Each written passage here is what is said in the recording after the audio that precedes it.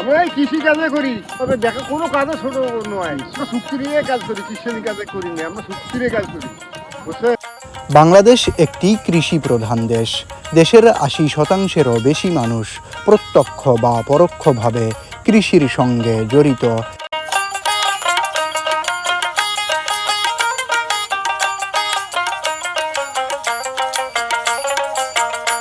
এই যে দেখছেন, কাদামাখা জমিতে একদল কৃষক পরম যত্নে ধানের চারা রোপণ করেছেন।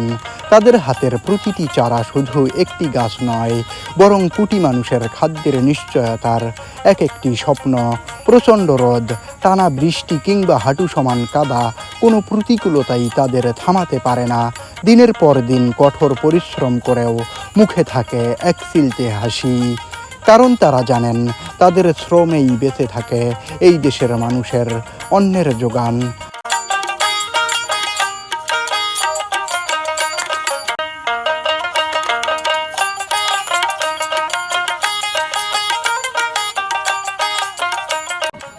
আমরা এই কৃষি কাজে করি, যারা মনে করো শাক সবজি, এবং এই যে বিভিন্ন কাজ, আলু।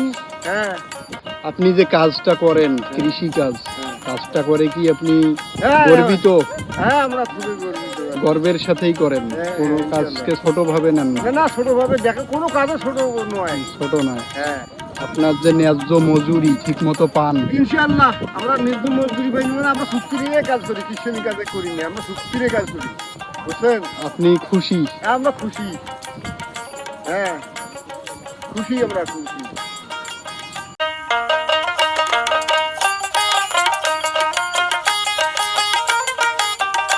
আমাদের প্রতিদিনের খাবারের প্রতিটি দানার পেছনে লুকিয়ে আছে এই কৃষকদের ঘাম, ত্যাগ আর নিরলস পরিশ্রম। অথচ দুঃখজনক হলেও সত্য, সমাজে তাদের অবদান সবসময় প্রাপ্য সম্মান ও মূল্যায়ন পায় না।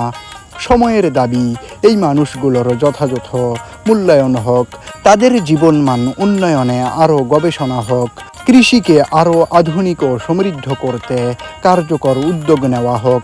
কারণ কৃষক বাঁচলে কৃষি বাঁচবে, কৃষি বাঁচলে বাঁচবে বাংলাদেশ। দেশের প্রকৃত নায়ক আমাদের কৃষক, তাদের প্রতি জানাই গভীর শ্রদ্ধা ও অকৃত্রিম ভালোবাসা।